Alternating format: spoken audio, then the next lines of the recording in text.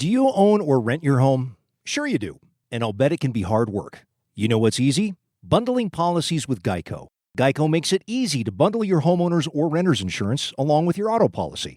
It's a good thing, too, because you already have so much to do around your home. Go to geico.com, get a quote, and see how much you could save. It's Geico Easy. Visit geico.com today. That's geico.com. Amazingly, we were just talking about potentially suing, Kyle Rittenhouse suing people in the media who had gotten the story wrong. One of the facts that they got wrong over and over again was claiming that he had taken a gun across state lines. That did not happen, and that should have been corrected long ago by anyone and everyone. It hasn't been in most cases, but certainly the facts have been available for quite some time on the subject. Just after the verdict, Mayor Bill de Blasio posts this. This is the mayor of New York City. Anthony Huber and Joseph Rosenbaum are victims. They should be alive today. The only reason they're not is because a violent, dangerous man chose to take a gun across state lines and start shooting people. To call this a miscarriage of justice is an understatement. Bill de Blasio wants his ass sued. He basically just put it out there with like, please, Kyle, sue me.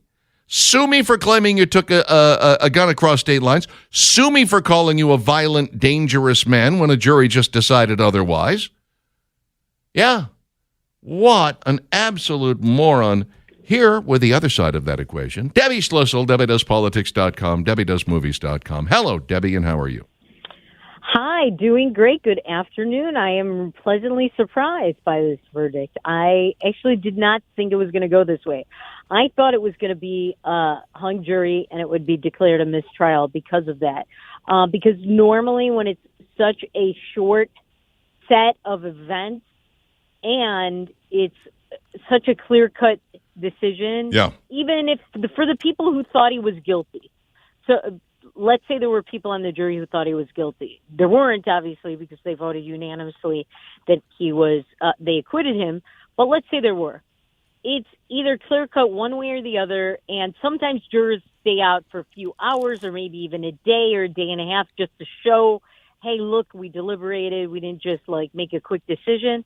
But it shouldn't have taken this long. 4 days. I'm really surprised. Yeah, 4 days. I'm really surprised. I'm with you. I have a friend in New York radio who last night said, I'm sure they're going to have a decision today because it's Friday and they want to go home with their weekend free and this out of their heads. And he was right.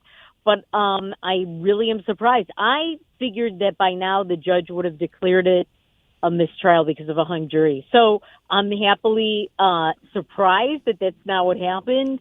As far as defamation, it is very, very hard. I represented people on both sides of the defamation lawsuits, the plaintiffs and the defendants, and it is very, very hard in America to prove defamation, especially if you're a public figure. And Kyle Rittenhouse, whether by choice or not, and it's not, is a public figure. So it's very hard to prove. And even if he sues these people, the only thing it's going to cause really is a hassle and some lawyer fees. And, Bill de Blasio will find a way to get somebody to fund that or some friends of his to do it for free. So I really don't think he'll get anything out of it. I really don't believe that now his name escapes me, but the kid from Kentucky who was defamed over the Nicholas Sandmann, Yes, Nick Sandmann.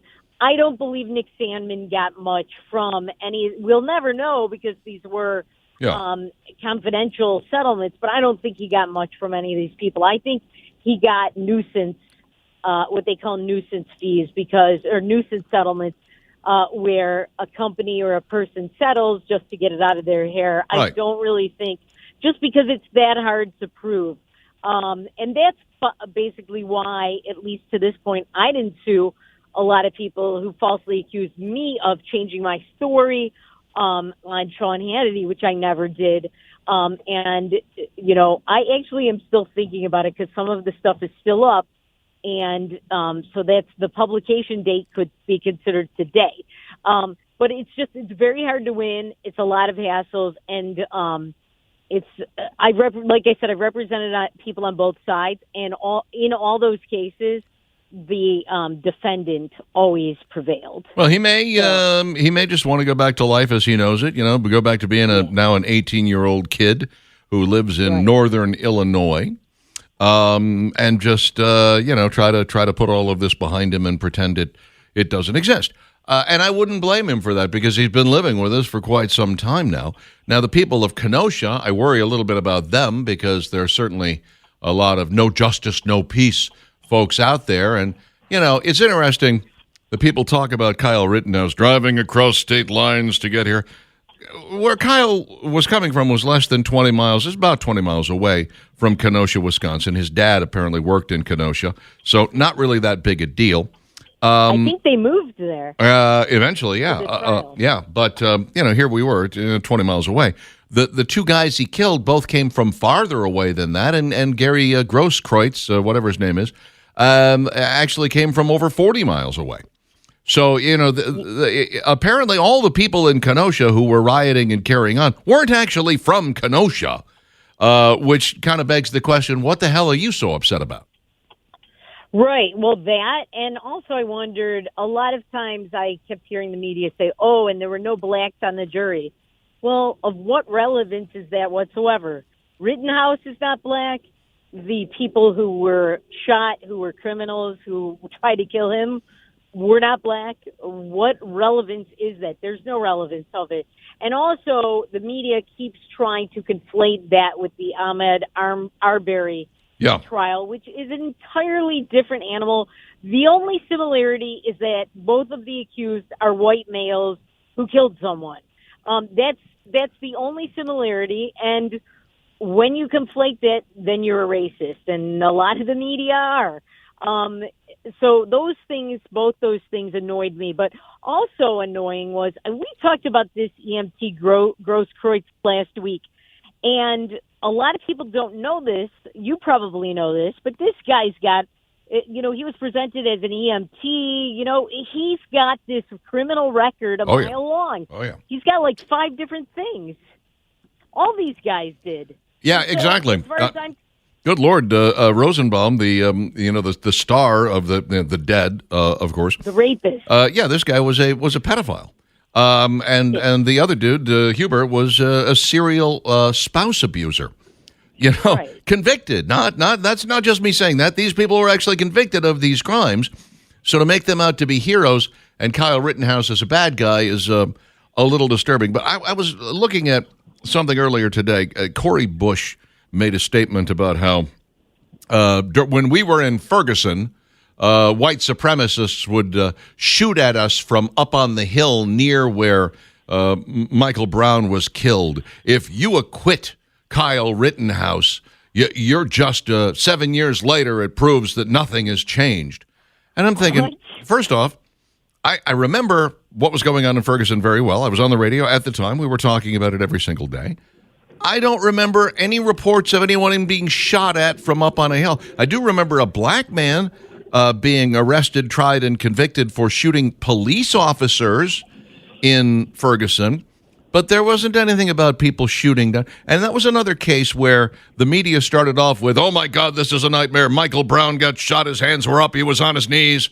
And then as the evidence began to unfurl, they had to go like, well, it turns out he wasn't actually...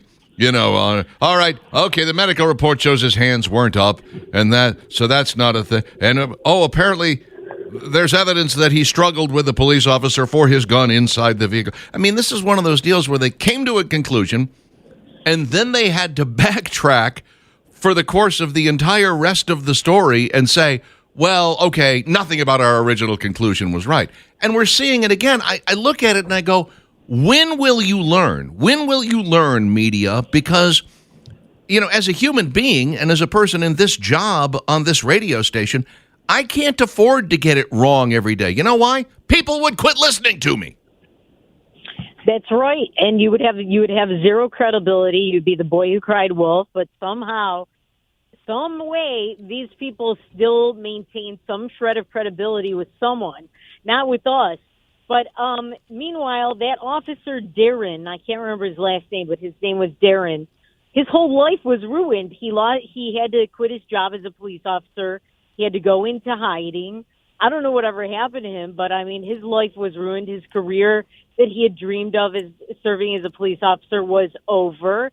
And still to this day, at these Black Lives Matter rallies, protests, riots, let's call them what they are, the hands up, don't shoot slogan is still being Which is, chanted, yeah, it's a myth. to this day. It never happened. Anytime somebody starts talking about, well, we have to stop this police abuse of black Americans, and when they list as some of that abuse, Michael Brown and Eric Garner, I just go, okay, well, you've lost me. You lost me. Just Freddie Gray, you lost me. Okay, you can't. Those names don't apply. Yes, there's been some injustice, but those names don't apply. And when you use those names, you lose all credibility. There's just no two ways about it. If you know the facts of those cases, they simply don't apply. Hold on, if you would, please, Debbie. Got to take a quick break here. 12:48. We're awaiting a White House statement on the Rittenhouse verdict. Why the hell do we care what the White House thinks? We heard from the jury. The jury actually watched the entire presentation by the prosecution, who did, I would assume, the best they absolutely could. I mean, wouldn't that be a safe assumption, Debbie, that the prosecution did the absolute level best they could because they wanted to convict this guy, and then the jury came back with not guilty? Who cares what the White House says on the subject, huh? Absolutely, who cares? The only thing I'm surprised about is that Joe Biden and Maxine Waters didn't make statements before trying to influence the jury and threaten them like they did with the Chauvin trial. So, yeah, who cares? I only care about the jury. They've spoken. Who cares about Joe Bonix? End of story. I have to ask you, the new Ghostbusters film out this week, have you seen it? I have, and I actually thought it was decent. It's a little slow, but I thought it was cute. I liked it vastly better than the awful all-chick Ghostbusters movie, which was a joke, and it was terrible. This was actually cute, and basically it's the grandchildren of Harold Ramis' character. Egon, have inherited his Egon, that's right. And you're very good. A very, very good memory on that. So they inherit his house. They didn't know him. They're estranged from him. And they start to figure out what he did for a living. And I thought it was interesting. I liked it. Thought it was well written. It was a good plot. Paul Rudd is in it. There's a lot of funny lines in it. So I enjoyed it. It's not the greatest movie I've ever seen. It's not even the greatest Ghostbusters movie. But that said, it was much better than I expected. Obviously, the greatest Ghostbusters movie, Ghostbusters 2. I think we can all agree on that one. I like the first one. Obviously, the first one would be the best. It was it was something unique that we had never seen before, and it was, I think, incredibly well shot. And that sort of originality seems to be missing a lot nowadays, Debbie. That's one of the things that I'm so frustrated with about Hollywood. That, okay, we got a new Ghostbusters film. Wow, that's great. Oh, good. Look, they're remaking this old picture, and here's a sequel to we're about to get Lethal Weapon 5. I'm like, when Lethal Weapon came out, it was a buddy cop film. George Washington was president. Exactly. But it was, it was a crazy cop and a cop who was about to retire, Danny Glover, who was getting too old for this. And, it was just a lot of fun. Where are those movies? Now, I will say I saw for the first time, and I'm way behind the curve on this, I saw Disney's Jungle Cruise, and I was like, oh, okay. I mean, they basically remade Curse of the Black Pearl.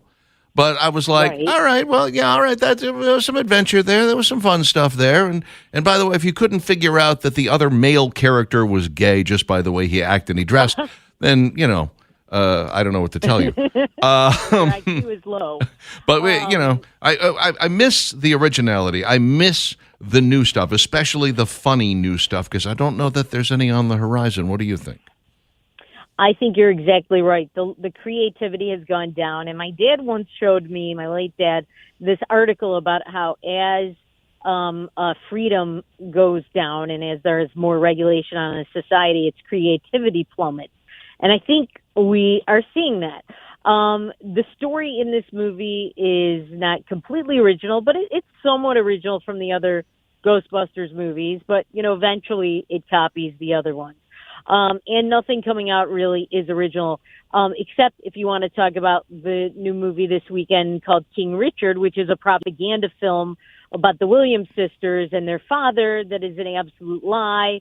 And it defames a lot of white people in tennis who apparently were all racist, and there were never any black people in tennis before the Williams sisters, according to this movie. Now, I came up in the junior tennis system 10 years before the oldest Williams sister, and there were plenty of black kids I played tennis against. There was a lot of affirmative action, a lot of diversity outreach programs. And so it's just an absolute lie. And in fact, there was Zena Garrison, and before her, there was Althea Gibson, who I think her story is a lot more worthy because she really was subject to racism in the 50s. And she and her Jewish doubles partner, Angela Buxton, were not allowed to play at a lot of these white Gentile clubs. But that was in the 1950s. When the Williams sisters came up, all this racism stuff is absolute baloney. And also, it's a one-sided movie where he tries to show that, or they try to show that the Williams were all about humility and being nice to everyone, and they were not racist. Well, in fact, it's the opposite, because they brag all over the place that they're the world's greatest athletes ever, when Serena Williams could not, when she was number one, even beat the 1,000th guy in tennis, ranked 1,000. And when the Williams sisters were in the top 10, they couldn't get arrested for sponsorships because they were so obnoxious and because they weren't that attractive. And tennis in those days was not about skill in women's tennis. It was about attractiveness. And Anna Kournikova got a lot of I was going to say, I think Anna Kournikova proved that. I would throw a couple of other names into the hopper when it comes to black tennis players who were famous. Arthur Ashe, of course, and Yvonne Goolagong, who was an Aborigine. I was gonna mention her. Yeah. She was Aborigine, and I didn't mention her because she's not in America, and she was Aboriginal, which some say is like black, some say it isn't. She's a minority. Yeah, she was a minority, and look, I was there for the Williams sisters' rise, and I'm with you. The thing that really put people off of them was not the color of their skin. It was their behavior, and it was very much their father's behavior that really kind of... He said that she got her endorsement deals because she's white and everyone's racist. So he was constantly crying racism. Oh, my God. Got to run. We won't do it next Friday because of Thanksgiving and Black Friday, but hopefully the Friday after. Have yourself a happy Thanksgiving, Debbie. Thank you. You too. All right. Take care. DebbieDoesPolitics.com. Back in a moment.